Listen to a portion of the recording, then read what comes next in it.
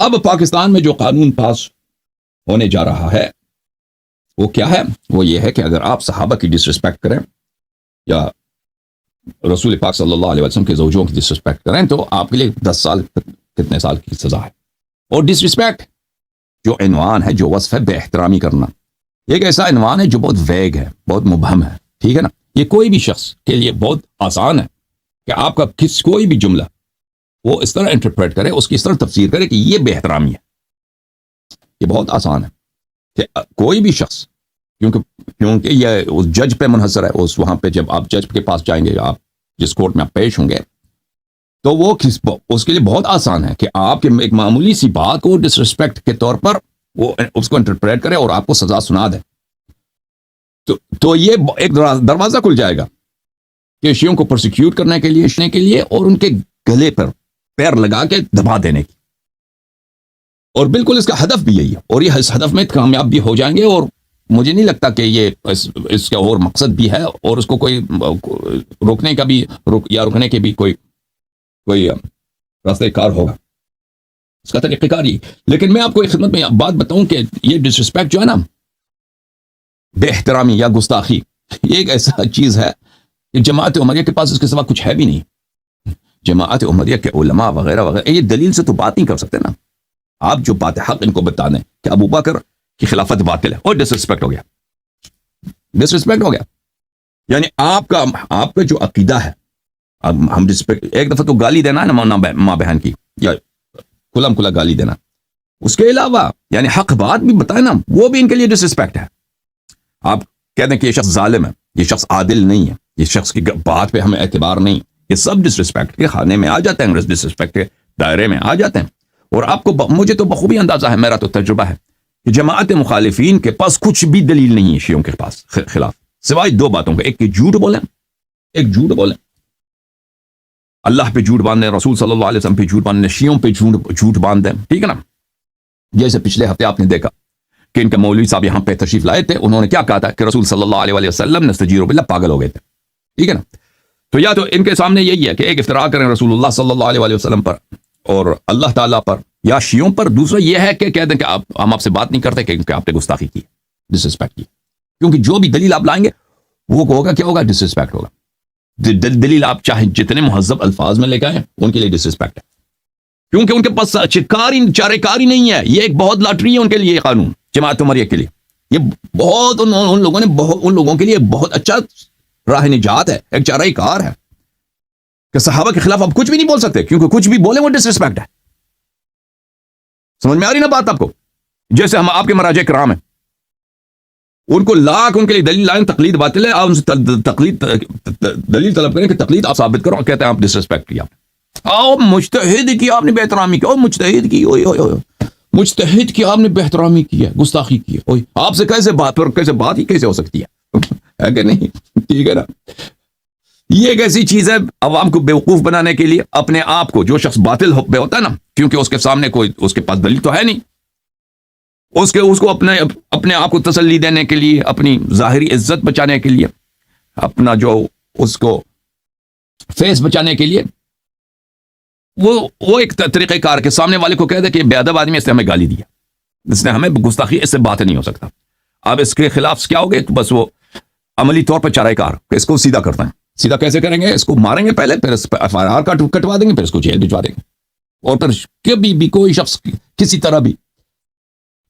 طرح سے کوئی جتنا ہی مہذبانہ الفاظ میں بھی ہو نا، وہ بول نہیں سکے گا، وہ زبان استعمال نہیں کرے گا. تو یہ ان کے لیے بہت اچھی بات ہے. تو میرے محترم ناظرین، میں ابھی آپ کی خدمت میں کچھ باتیں آپ کی خدمت میں پیش کرنا چاہتا ہوں کہ یہ کتنا ایک بکواس چیز ہے کہ صحابہ کی ڈسرسپیکٹ جو ہے کیا ہوتا ہے. صحابہ کی ڈسرسپیکٹ کرنے سے یہ ایک غلط بات ہے، یا یہ کفر ہے، یا مثلا فسق ہے.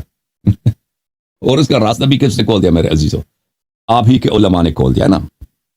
آپ جو ہیں وہ مولوی چترالی وغیرہ جنہوں نے یہ بل سینٹ میں لے گئے ہیں یا قومی اسمبلی میں لے گئے ہیں، اور وہاں سے انہوں نے ووٹ دلوایا اس بل پر. اس سے زیادہ آپ لوگ ان سے گلہ نہ کریں. ان سے آپ کو توقع یہ نہیں ہونی چاہیے جب آپ اپنے مراجع پچھلے 30-40 سال سے یہ فتوے دے رہے ہیں کہ جماعت عمریہ اہل سنت بھائیوں کے مقدسات کی توہین کرنا حرام ہے. اوئے حرام ہے؟ یہ آپ نے نہیں سنا؟ آپ نے نہیں سنا؟ اپنے مراجع سے نہیں سنا آپ لوگوں نے؟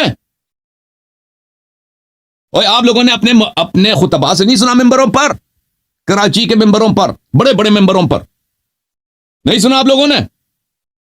لاہور کے ممبروں سے نہیں سنا؟ میڈیا کو ان لوگوں نے بر نہیں دیا ہر جگہ پر، یوٹیوب پر، فیس بک پر، ہر جگہ پر ان کے اپنے ویب سائٹ جمع اہل سنت کے مقدسات کی توہین کرنا حرام ہے۔ اور یہ کیا کرتے تھے؟ یہ کہہ کر یہ کسی طرح سے استدلال نہیں لاتے تھے مخالفین کے مقابلے میں، نہیں لاتے تھے۔ ہمارے علماء، پرانے علماء، زمانے کے علماء لاتے تھے 30 چیز، لیکن پچھلے 30 سال سے بالکل ان لوگوں نے یہ راستہ بند کیا ہوا ہے، یہ شٹ کر دیا بالکل۔ ہندوستان میں بھی یہی، پاکستان میں بھی یہی، مغرب میں بھی۔ اب چلیں پاکستان میں تقیہ ہوتا ہے، جو مغرب میں جو مجالس ہوتی ہیں وہاں پہ بھی یہی طریقہ کار۔ ہمارے علماء کو اب پتہ ہی نہیں ہے، ان کو پتہ ہی نہیں ہے کہ کس طرح استدلال کرو بھائی۔ ان کے اپنے کتب سے ان کو دکھاؤ کہ ان کے کرتوت کیا ہیں، علمی طور پر نہیں کہ گالی دے دیں۔ جب تمہارے مراجع، تمہارے رہبر معظم یہ فتویٰ دیتے تک نہیں جاتے کہ ان کے مقدسات کی توہین کرنا حرام ہے، تو اسی فتوے کو تو یہ لوگ قانون بنا رہے ہیں، تو آپ کو کیوں تکلیف ہے؟ آپ کو تکلیف کیوں ہے؟ اور ایک حرام فعل کے لیے لوگوں نے قانون بنایا نا کہ یہ حرام ہے، ٹھیک ہے نا؟ اور بھائی سیستانی، اس کے اسباب کیا ہے؟ اس کا سبب سب سے پہلے خامنئی، سیستانی، یہ لوگ ہیں جنہوں نے یہ فتوے دیے تھے۔ انہوں نے یہ فتویٰ تو نہیں دیا تھا نا کہ ان کا کھلا بے احترامی کرنا یا گالی دینا یہ حرام ہے۔ انہوں نے یہ تو نہیں کہا تھا کہ علن کہنا، تاکہ کہتے کہ بھائی اور وہ صحیح بات سے یہ روایات میں بھی یہی۔ انہوں نے یہ تو نہیں کہا تھا نا، انہوں نے کہا تھا مطلق کہا تھا کہ کسی طرح سے بھی ان کی بے احترامی کرنا حرام ہے، یہی کہا تھا، نہیں کہا تھا؟ حالانکہ اس طرح نہیں ہے۔ اہل بیت طاہرین علیہم الصلوۃ والسلام کے احادیث میں یہ ہے کہ علن ظاہر میں ان کی بے احترامی نہ کرو، وہ بھی اگر کوئی خطرہ ہو، لیکن پرائیویٹ میں یہ جائز ہے، بلکہ یہ اصلی ایمان ہے، اصلی دین یہی ہے۔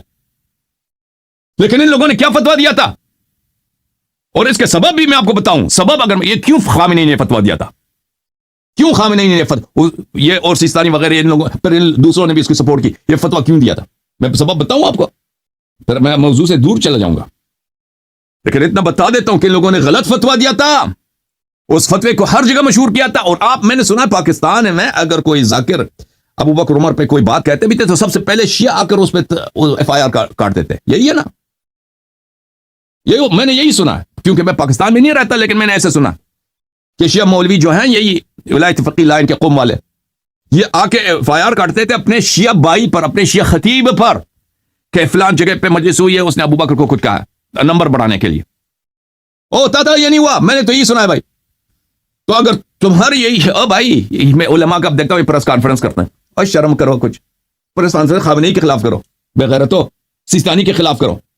تم کس منہ سے تم آ کے پریس کانفرنس کرتے ہو کہ بل کیا ہے؟ بل آپ لوگوں نے دیکھ لیا، ڈس ریسپیکٹ کرنا صحابہ کی، ازواج کی، صحابہ کی، ازواج کی، یا کس کی؟ اس کا کون ہے؟ اہل بیت طاہرین علیہ السلام کی۔ یہ ڈس ریسپیکٹ کرنا، یہ 10 سال قید ہے، ٹھیک ہے نا؟ یہی آیا نا۔ وہ بھائی تمہارے مراجع نے فتوی دیے، وہ تو پہلے سے کہہ چکے کہ حرام ہے، تو تم کس منہ سے آ کے کہتے ہو؟ بہرحال میرے محترم ناظرین،